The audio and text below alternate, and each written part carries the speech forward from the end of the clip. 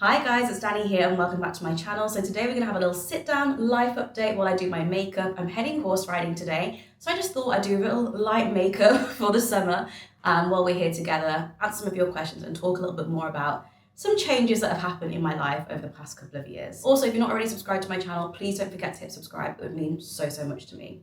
Let's get into it. Just had a quick shower, my hair is still soaking wet. I'm gonna use my Dr. Dennis Gross peel pads just to make sure my face nice, clean, exfoliated before I go with my skincare. Oh my gosh, we haven't had like a sit down YouTube video for so freaking long. I feel like so much has happened in my life that I've spoke on like Instagram and TikTok about it, but we haven't had a sit down chat here about everything, have we? So I definitely owe you guys a life update video. So I'm currently in Portugal with my boyfriend. We're having like a little week workcation holiday. So today's actually holiday, using step 2 now. Today's actually holiday because neither of us are working, which is so nice. Monday and Tuesday, we're both working. And then tomorrow, I'm gonna fly to Porto to go meet my mom and my sister and spend a few days with them, which I'm really looking forward to.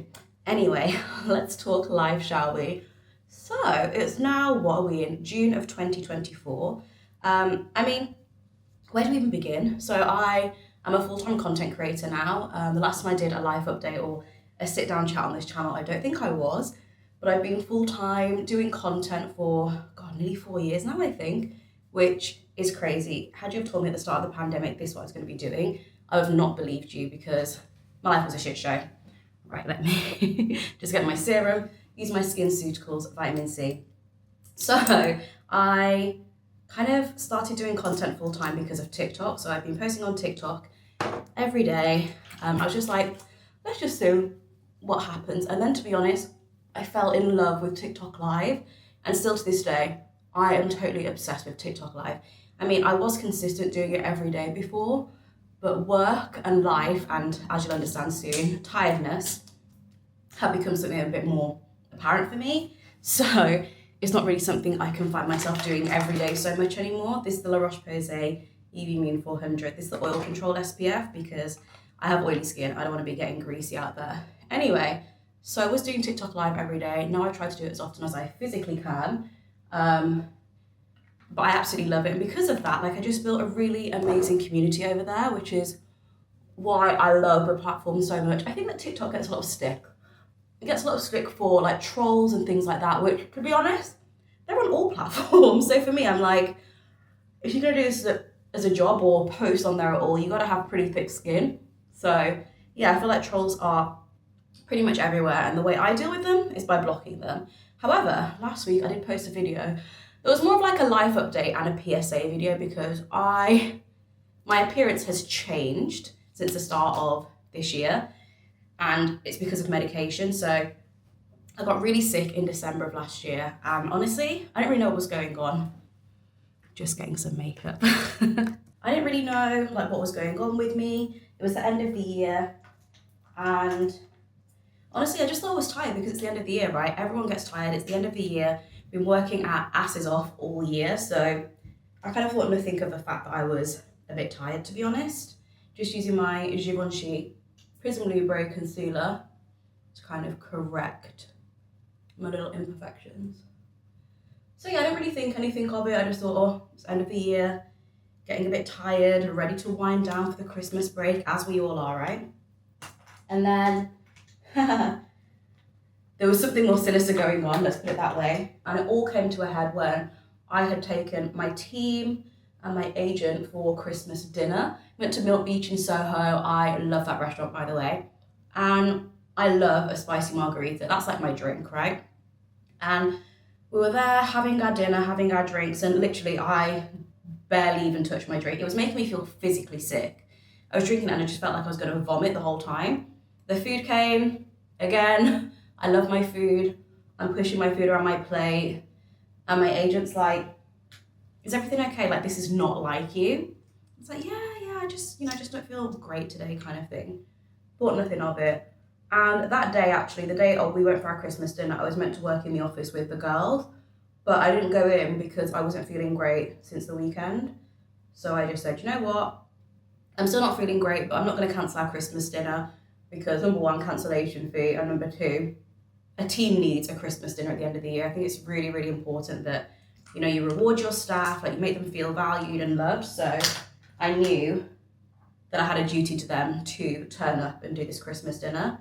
So I did, even though I didn't feel great. So my team hadn't seen me in the daytime because we just went for our Christmas dinner, right? Then the next day I was in the office with the girls, filming content as always. And the beautiful thing about this job is that you're filming yourself constantly. This is a blessing and a curse, by the way. You're filming yourself all the time. So it's really easy to kind of, what's what I'm looking for, compare how you look. And one of the girls was like, oh, Danny, like, are you sure you're feeling okay? Like, there's something not right kind of thing. And I was like, well, you know, my eyes like look a little bit weird and I'm still just feeling like really lethargic and stuff. She was like, yeah, your eyes literally do look a bit yellow. I was thinking, are you effing kidding me? So I called my like healthcare provider kind of thing and did like a FaceTime call with my doctor the next morning, and they were like, yeah, you need to go to A&E as soon as possible. And I was like, what, like right now? They're like, right now. In my head, when someone tells me to go to A&E, I'm thinking, I'm gonna go have my bloods taken, because I've been before to have my bloods taken. I didn't think it was like go to A&E and you're gonna be staying there. I was sat in A&E for hours on end, but this I now know is because they were trying to find a bed for me, because I did not leave the hospital for weeks. From that moment, I was in for ages. They were just like running tests, doing blood tests, trying to stabilize my system essentially. And yeah, my liver enzymes were just literally off the chart. Like even now when I still see like doctors and speak to people that are medics and I tell them my numbers, they're like, you're so lucky. You're so, so lucky.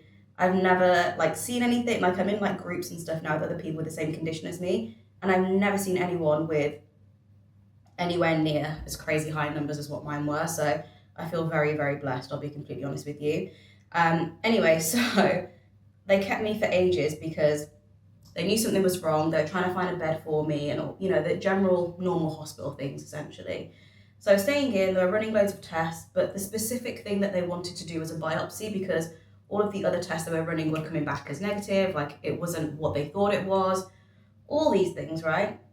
So they say to me, we're going to start your treatment on the presumption that when we do the test we need to do, that it is this, because this is the final thing. We haven't ruled this out because it's a different kind of test. So from now, we'll start your treatment and see how it goes. And if it's positive, you can go home for Christmas. I was literally praying with everything in me because this is a liver condition, right? So I'm on the liver ward. Let me just preface this by saying my condition has absolutely nothing to do with alcohol. And I never really understood the dangers of alcohol until this experience. I was never really like a big drinker. I enjoyed to have a drink with my friends, you know, nothing more than social. And even then I was like a one glass and done kind of girl. Being in hospital in a liver ward with people that have serious alcoholism problems has completely terrified me.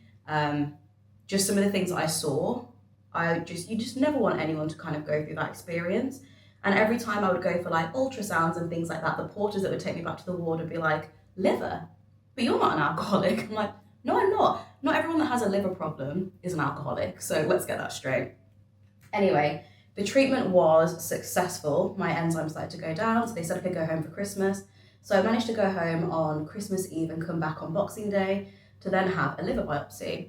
So a liver biopsy is the only way you can actually diagnose autoimmune liver disease, essentially.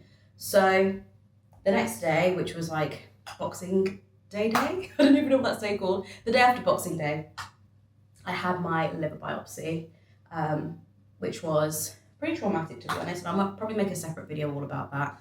But it came back, they got the results, and they could diagnose me after a week or so, I think it was. But they got the treatment working, so they let me go home eventually and just recover at home and have to come back every week kind of thing. And since then, it's pretty much been going back to the hospital every week for more blood tests. It's a lot better now. I'm not going every week, which is a relief. But it's still like a massive lifestyle change, you know? And the biggest thing that I've realised with this is that it's the way that you have to approach every day so differently. Like my energy levels are just not the same. And I'm really hoping that one day they will be back there because I've, been reading other people that have the same condition as me and they're kind of living semi-normal lives. And I would say that my life is pretty normal. I'm not on as much medication anymore. My face isn't as swollen anymore from medication. My body's not as swollen anymore from medication, which of course does make me feel good, but still inside, I can feel that something's not right.